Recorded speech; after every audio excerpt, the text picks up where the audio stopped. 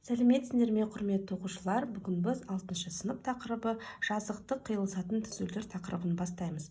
Егер де мектепте сабақтарыңызды дұрыс түсінбей жүрген болсаңыздар, менің парақшама тіркеліп, видеоларыма лайк басып, комментарий қалдырып, сабақтарыңызды жақсы түсініп алсаңыздар болады. Бірінші, жазықтық дегеніміз не? Жазықтық дегеніміз біз мысалы жазда шомылуға барған кезде көлдің бетіне қарап тұратын болсақ, оның жаңағы шеті жоқ, шегі жоқ, үлкен бір жазықтық сияқты көлденең жатқан бір үлкен кеңістік болады. Сол бізде жазықтық болады. Мысалы терезе шынысының беті жазықтық болады. Кез келген жаңағы жазық бет бізде жазықтық болып саналады. Және жазықтықтың шеті болмайды. Жазықтық барлық бағытта шектеусіз дейді. Енді осы мысалы жаңағы екі нүктені алатын болсақ, екі нүктенің бойымен өтетін бізде бір ғана түзу болады. Және де біз егер екі түзуді бір-бірімен қиылыстыратын болсақ, бұл жақта бізде осы екі түзу бір О нүктесінде қиылысады. Және де О нүктесінде қиылысқаннан кейін екі түзу бізде төрт бұрышты құрайды. Яғни мына бірінші бұрыш, екінші бұрыш, үшінші және төртінші бұрыш. Осы төрт бұрыштың қосындысы бізде 360 градусты береді. Бір-бірінің жаңағы түзулерінің созындысы болып келетін екі қарама-қарсы жатқан бұрыштар бізде вертикаль бұрыштар болып табылады. Және де ол вертикаль бұрыштардың бір-біріне тең болады. Және де бір түзудің бойында жатқан екі бұрыш бізде 180 градусты береді. Ал енді осыған толығырақ тоқталып кетейік. Енді жаңағы айтқанымызды қайталап өтетін болсақ, бізде мына қараңыздар, екі түзу бір-бірімен қиылысып тұр. Және де ол О нүктесінде қиылысып тұр. Қиылысқан бетінде бізде бірінші, екінші, үшінші және төртінші бұрыштар пайда болып тұр. Айтқаным бойынша бір түзудің бойында орналасқан екі бұрыштың қосындысының бізге 180 градусты береді. Яғни бірінші бұрыш қосылған екінші бұрыш бізде 180 градусты береді. Бір түзудің бойында жатқан, бір-біріне қарама-қарсы болып тұрған, яғни бірінші түзу өзінің созындысы болып үшінші градусты бұрышты беретін болса, ол онда бізде екі бұрыш бір-біріне вертикаль болып келеді. Яғни де вертикаль бұрыштар бір-біріне тең болып келеді. Яғни мына жақта бірінші және үшінші бұрыш вертикаль, өйткені мынау созындысы бір-бірінің жаңағы созындысы болып тұр. Және де екінші бұрыш және төртінші бұрыш вертикаль болады. Енді есепке мысал келтіретін болсақ, бізге мына жақта бірінші бұрыш 50 градусты беріп тұрса, екінші бұрышты тап деген сұрақ болатын болса, онда біз не істейміз? Ережемізді еске түсіреміз. Бір түзудің бойында жатқан бұрыштың қосындысы 180 градусқа тең болады. Яғни екінші бұрышты табу үшін 180 градустан азайтуымыз керек 50 градусты. Сонда болады 130 градус. Енді есепке кезек берейік. 6-да 7-ші суреттегі ЕОД бұрышының 40 градус болып тұр. ЕОБ бұрышы бізде 130 градус. Бізге табу керек АОЦ бұрышының градустық өлшемін, яғни АОЦ бұрышының градустық өлшемін табу керек. Біз есімізге түсіреміз, бір-біріне қарама-қарсы жатқан, бір түзудің созындысы болып келетін екі бұрыш бізде вертикаль бұрыш болып келеді. Яғни АОЦ және ДОБ бұрышы бізде вертикаль. Есепті жазамыз. Яғни бұрыш АОЦ тең ДОБ-ға тең. Яғни бұлар вертикаль бұрыштар. Бізге енді осы жақтан ДОБ бұрышын таба саламыз. Сонда бізде ЕОБ бұрышы бізде 130 градус болса,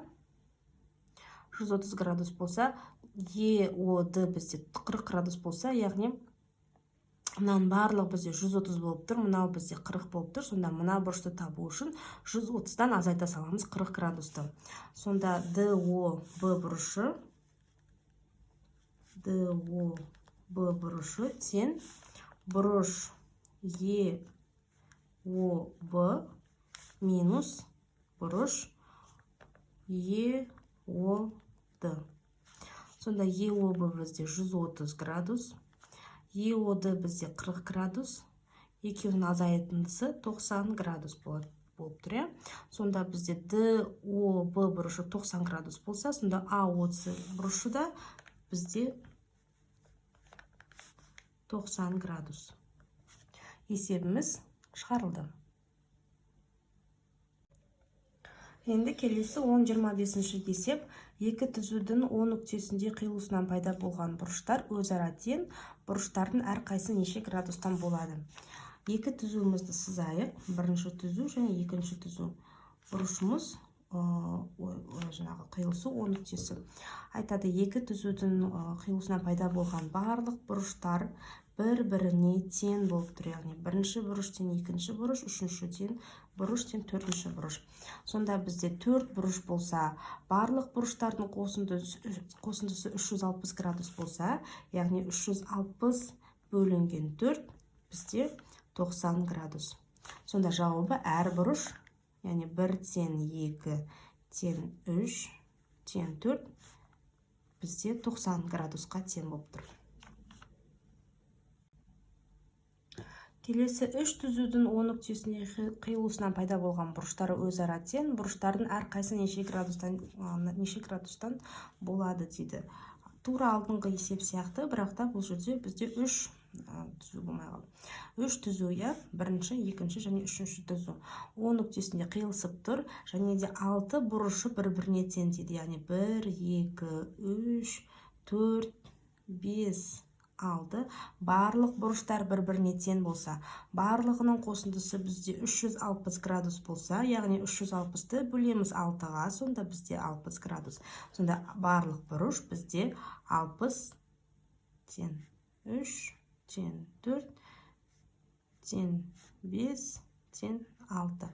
Барлық бұрыш бізде 60 градусқа тең болады.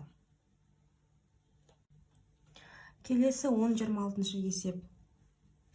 Екі түзудің қиылысынан пайда болған вертикаль екі бұрыштың қосындысы 126 градусқа тең. Яғни вертикаль бұрышымыз бізде бірінші және үшінші бұрыштар бізде 2, 4.